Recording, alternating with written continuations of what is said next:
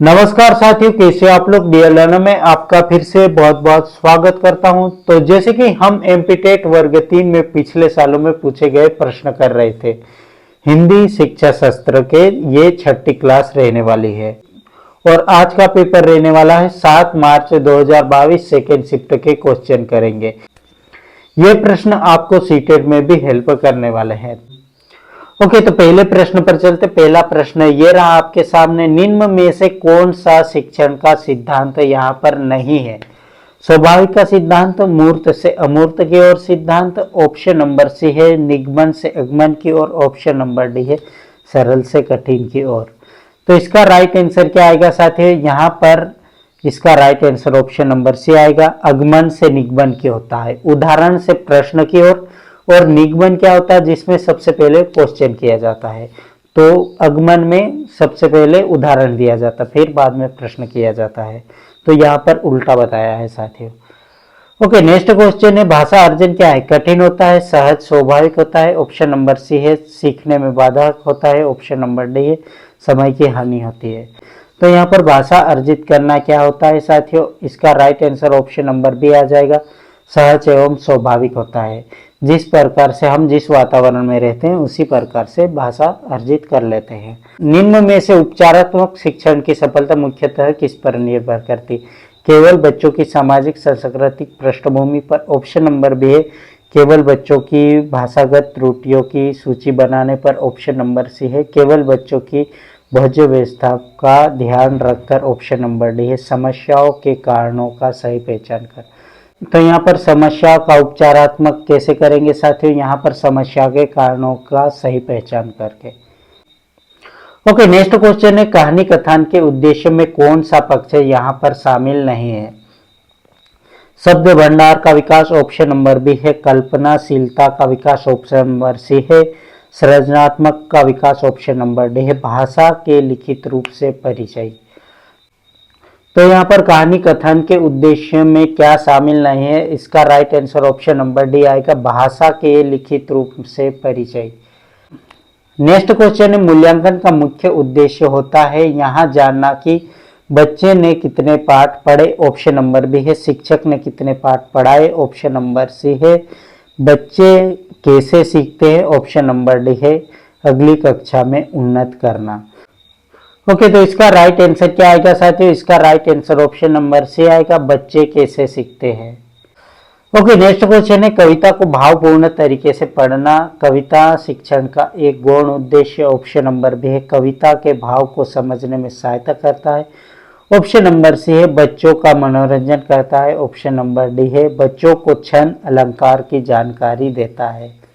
तो यहाँ पर कविता को भावपूर्ण तरीके से पढ़ना कविता के भाव को समझने में सहायता करता है। नेक्स्ट क्वेश्चन है, लिखित कार्य की जांच में बच्चों की सहायता लेने से केवल पठन कौशल का अभ्यास होता है, ऑप्शन नंबर बी है बच्चे ज्यादा गलतियां ढूंढना सीख जाते, ऑप्शन नंबर सी है बच्चों को दूसरों के हस्तलिखित सामग्री को पढ़ने का अवसर और अवलोकन क्षमता के विकास का अवसर मिलता है, ऑप्शन नंबर डी है बच्चों दूसरों के विचारों से परिचित होते हैं। तो यहाँ पर लिखित कार्य जांचने में बच्चों को दूसरों की हस्तलिखित सामग्री को पढ़ने का अवसर और अवलोकन क्षमता के विकास का अवसर मिलता है। नेक्स्ट क्वेश्चन है, लोकगीतों को भाषा की कक्षाओं में स्थान दिया जाना चाहिए क्योंकि लोकगीतों को बढ़ावा देना भाषा शिक्षण का मुख्य उद्देश्य है, ऑप्शन नंबर बी है लोकगीत गाए जा सकते हैं, ऑप्शन नंबर सी है केवल लोकगीत के माध्यम से पारंपरिक मूल्यों की शिक्षा दी जा सकती है, ऑप्शन नंबर डी है इसमें बच्चे संस्कृतिगत विशेषताओं से परिचित होते हैं। तो इसका राइट आंसर क्या आएगा साथियों, इसका right answer option number D आएगा, इसमें बच्चे संस्कृतिगत विशेषताओं से परिचित होते हैं। ओके, नेक्स्ट क्वेश्चन है, पाठ पढ़कर बच्चे से प्रश्न बनवाने से इस बात का पता चलता है कि बच्चे प्रश्नवाचक शब्दों से परिचित है या नहीं, ऑप्शन नंबर बी है शिक्षक को यहाँ जानने का अवसर मिलता है कि बच्चों ने पाठ को कितनी गहराई से समझा है, ऑप्शन नंबर सी है कक्षा कार्य की अच्छी युक्ति पूरी होती है, ऑप्शन नंबर डी है प्रश्न बनाने की आदत का विकास होता है।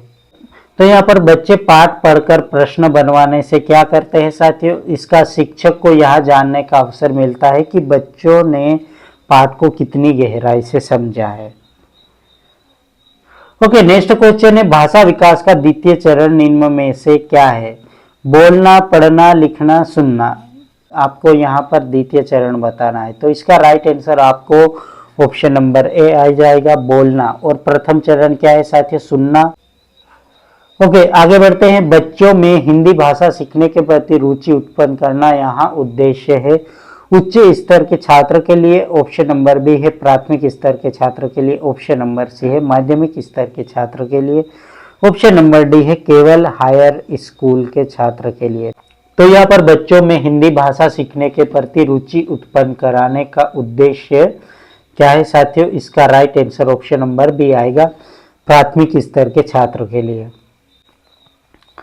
नेक्स्ट क्वेश्चन है कक्षा 8 के बच्चों के लिए साहित्य का चयन करते समय आपके लिए निम्न में से क्या जानना सर्वाधिक जरूरी है? ऑप्शन नंबर ए है मनोवैज्ञानिक भाषा की विशेषता, ऑप्शन नंबर बी है बच्चों की भाषा प्रयोग की क्षमता, ऑप्शन नंबर सी है पुस्तक के प्रकाश से संबंधित जानकारी, ऑप्शन नंबर डी है बच्चों की मनोवैज्ञानिक विशेषताएं और भाषा प्रयोग की क्षमता। तो यहाँ पर कक्षा 8 के बच्चों के लिए साहित्य चयन करते समय क्या करेंगे साथियों? बच्चों की मनोवैज्ञानिक विशेषता और भाषा प्रयोग की क्षमता को जानेंगे।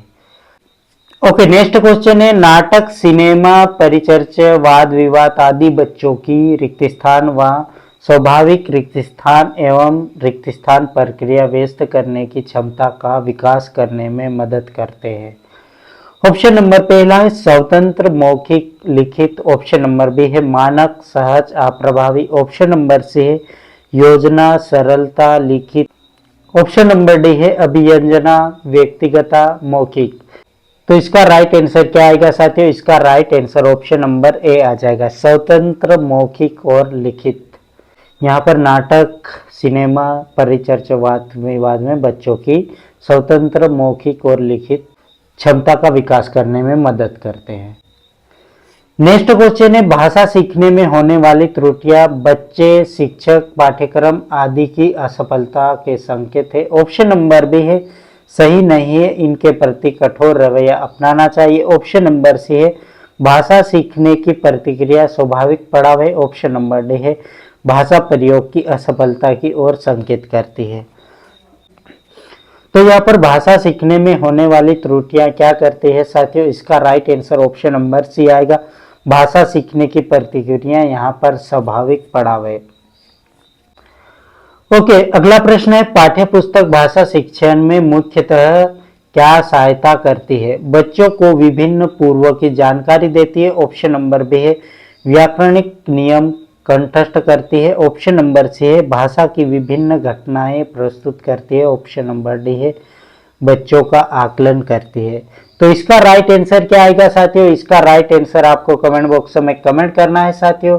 और थैंक यू फॉर वॉचिंग। मिलते हैं अगली क्लास में। अगर आप हमारे चैनल पर नए हैं तो चैनल को सब्सक्राइब करें, वीडियो को लाइक करें, वीडियो को शेयर करें। जय हिंद, जय भारत।